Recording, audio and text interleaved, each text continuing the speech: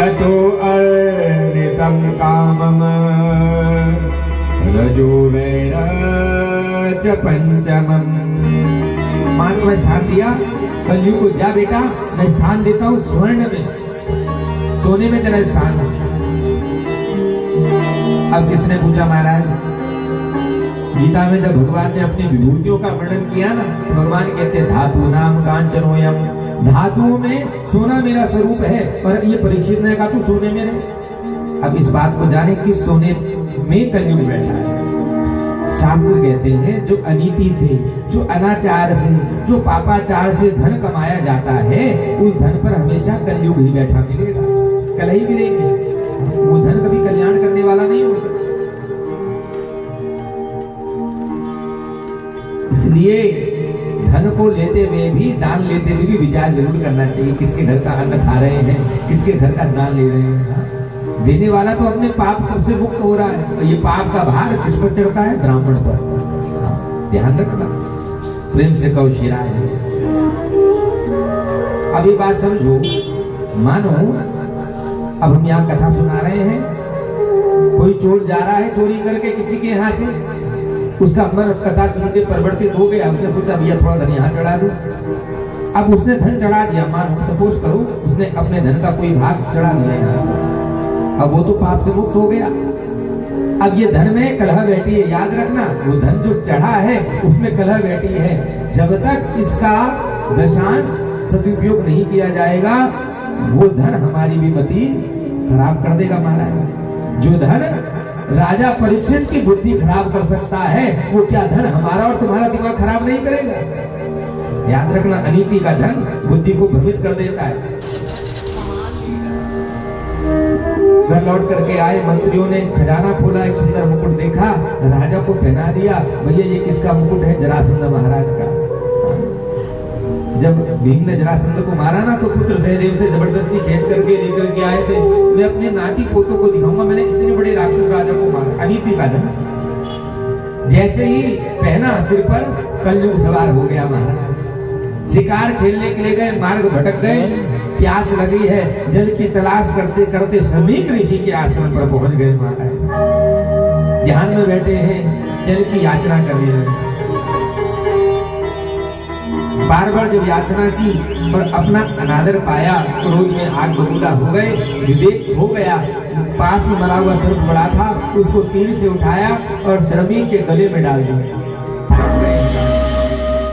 घर आए, जैसे मुकुट उतारा, बुद्धि ठिकाने पे आ गई। हे राम, मैंने क्या कर दिया? आज मैंने संत का अपमान कर दिया। हे भगवान, अब इस अपमान के बदले में तुम मुझको मृत्यु दंड भी दे दे प्यारे, तो मुझे स्वीकार है, मैंने अपराध कर दिया।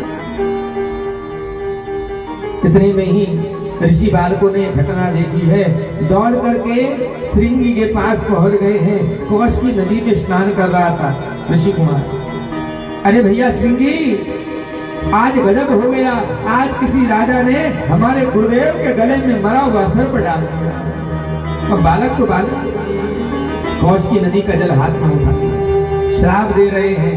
एते लंघित मर्यादं तक्षका साप्तमे हनि दक्ष्यते स्म कुलांघारं चोत्थितो में तदद्रुहम्। जिस राजा ने मेरे पिता के गले में मरा हुआ सर्प डाला है, मैं उस राजा को श्राप देता हूँ, आज से 7वें दिन उसको तक्षक नाम का सर्प काटेगा। तक्षक नाम के सर्प काटने से उसकी मृत्यु हो जाएगी। दौड़ करके घर आए, पिता को उठाया, पिता ने सर्प निकाला, भी कहा बेटा क्यों रो रहा है? सारी घटना जब बताई, पिता कहने लगे श्रमी, अरे बेटा, अरे श्रृंगी, ये तूने क्या कर दिया? अरे बालपन में तूने चक्रवर्ती सम्राट परीक्षित को श्राप दे दिया। बेटा वो धर्मयुक्त राजा है, धर्माचरण राजा है। अरे कलयुग के कारण मति भ्रमित हो गई थी, जो मेरा अपमान कर बैठा। लेकिन बेटा ये तुझे नहीं करना चाहिए था, तुझे श्राप नहीं देना चाहिए था।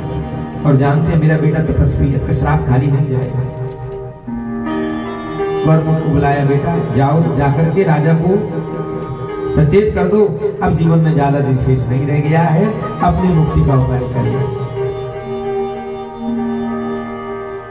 वह गए हैं, सभा लगी थी, परीक्षित के आगे सारा वर्णन करने लगे। महाराज, आपने हमारे गुरुदेव का अपमान किया है, हमारे गुरु पुत्र ने आपको श्राप दे रखा है, आज से 7वें दिन तक्षक नाम के सर्प के काटने से आपकी मृत्यु हो जाएगी।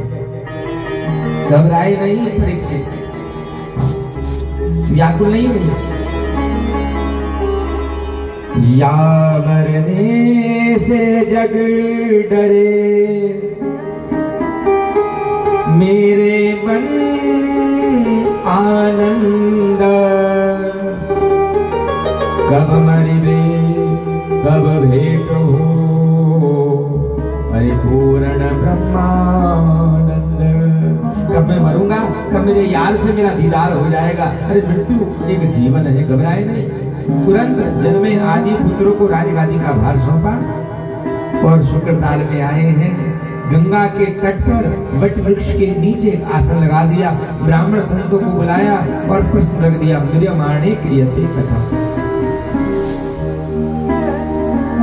शुक्रताल कौन कौन गए हैं आप में से? शुक्रताल में दर्शन किया, वट वृक्ष का दर्शन तो किया ही आपने। अब देखो, पहले गंगा जी वहां तक बहती थी, अब सोच लो कितनी दूर निकल पड़ी है गंगा जी। पहले गंगा मैया वट वृक्ष के पास से बहती थी, अब तो बहुत दूर निकल गई है। वट वृक्ष के नीचे आसन लगाया, ब्राह्मण संतों को बुलाया और कहा, भैया जो मेरे प्रश्न का उत्तर दे वो आकर के आसन पर बैठ जाए। म्रियमाणे क्रियते कथा। जो मरणशील व्यक्ति है उसके लिए क्या नियम है, क्या धर्म है, क्या अनुशासन है, आपस में चर्चा चल रही थी कि परीक्षित की मुक्ति कैसे की जाए। अपने अपने मंतव्य को बता रहे हैं, विचार कर रहे हैं। इतने में परम पूज्य परमहंस चक्र चूड़ामणि श्री सुखदेव जी महाराज प्रकट हो गए। बोले सुखदेव महाराज की। सुखदेव जी प्रकट हो गए। जैसे आरस पर विराजमान हुए, सभी ऋषि महात्मा खड़े होकर के सुखदेव की स्तुति कर रहे हैं। आइए हम भी सुखदेव महाराज की स्तुति करते हैं, सुखदेव जी की स्तुति कर रहे हैं। ओ है